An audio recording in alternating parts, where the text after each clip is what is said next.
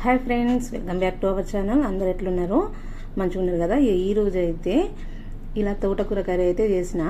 First time మన channel చూస్తున్న వాళ్ళు ఎవరైనా ఉంటే ఛానల్ సబ్స్క్రైబ్ చేసుకోండి, లైక్ కూడా చేయండి, కామెంట్ బాక్స్లో కామెంట్ కూడా పెట్టుర్రి, దోస్తులకు షేర్ కూడా చేయండి. ఇక ఆరోగ్యానికి ఇచ్చే కూరగాయలు ఆకుకూరలు ఏమైనా ఉన్నాయంటే అందులో తోటకూర ఫస్ట్ అయితే వస్తుంది.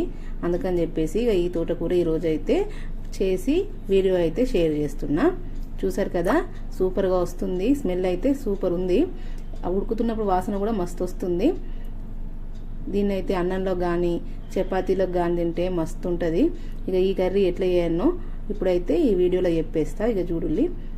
ఫస్ట్ దీనికోసం అయితే మంచిగా ఫ్రెష్గా ఉన్న ఆకుకూరలు మన తోటకూర కట్టలు తీసుకోవాలి.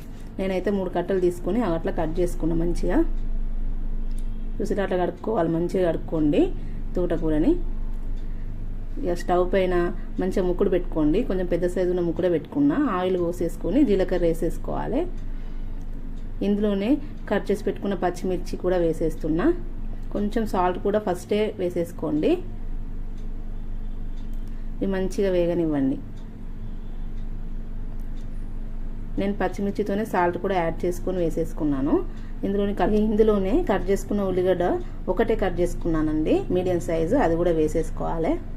ఇవి మంచిగా ఫ్రై అయిన తర్వాత ఇందులో ఎల్లిపాయ పచ్చగా దంచుకొని నేను చూపిస్తున్నాను కదా, అట్లా మంచిగా వేసుకొని మంచిగా వాటిని కూడా కలుపుకోండి. ఇవి మంచిగా ఫ్రై కావాలి. ఇందులో అయితే నేను అల్లం వెల్లిగడ్డ వేయట్లేదు. తోటకూరలు కానీ టమాటా కూరలు కానీ ఎల్లిపాయనే వేసుకోండి, మస్తు ఉంటుంది. ఇందులో కొంచెం పసుపు కూడా యాడ్ చేసుకుంటున్నా. వీటిని మంచిగా కలుపుకున్న తర్వాత టమాటాలు వేసుకొని అలా కాసేపు మూత పెట్టేసుకోండి. టమాటాలు కొంచెం మగ్గాలి. చూసి కదా, కొంచెం మగ్గినాయి టమాటాలు అయితే. ఇప్పుడు ఇట్లా మగ్గిన తర్వాత ఇందులో మనం కట్ చేసి పెట్టుకొని మంచిగా కడిగి పెట్టుకున్నాం కదా తోటకూర, అది వేసేసుకోవాలి.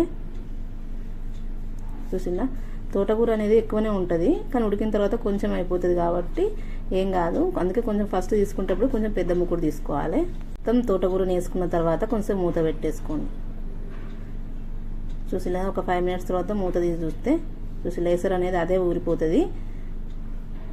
అట్లా మంచిగా ఎసరు అనేది ఊరుతుంది. ఊరిన తర్వాత మంచిగా కలుపుకోండి. మంచిగా కలుపుకొని మళ్ళీ ఒకసారి మూత పెట్టేసుకోవాలి.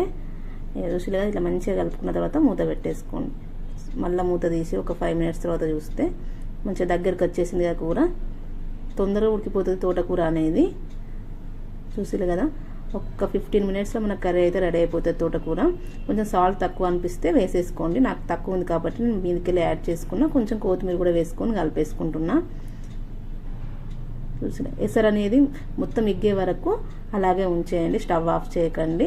ఇందులో ఎసరు అనేది ఉండకూడదు కదా తోటకూరలో, కాబట్టి ఎసరంతా దగ్గరికి, మొత్తం కర్రీ అంతా దగ్గరికి రావాలా. ఎసరంతా ఆవిరి రూపంలో వెళ్ళిపోతుంది. మూత పెడితే ఎసరు అనేది ఊరుతూ ఉంటుంది కాబట్టి మూత తీసేసి ఒక 5 మినిట్స్ ఉంచేయండి. అప్పుడు మంచిగా దగ్గరికి వస్తుంది. చూసిగా కర్రీ అనేది మొత్తం మనకు దగ్గరకు వచ్చేసింది. ఖచ్చితంగా మీరైతే తోటకూరలో ఎల్లిపాయలు మాత్రమే వేసుకోండి, అల్లం వెల్లిగడ్డ వేసుకోకండి. మంచి స్మెల్ అయితే వస్తుందండి. చూసారు కదా, మొత్తం కర్రీ అయితే దగ్గరికి వచ్చేసింది. స్టవ్ అయితే ఆఫ్ చేసేసుకుంటున్నా. మాకైతే పర్ఫెక్ట్గా తోటకూర కర్రీ రెడీ అయిపోయింది. ఇది అన్నంలోకి వేసుకుని తింటే సూపర్ ఉంటుంది. వరి రొట్టెలకి అయితే మస్తు ఉంటుంది. ఇక చూసారు కదా, మీకు కూడా నచ్చితే ఛానల్ సబ్స్క్రైబ్ చేసుకోండి, లైక్ చేయండి, షేర్ చేయండి, మీ దోస్తులకి అయితే షేర్ చేయండి compulsory. Thank you friends, thank you for watching.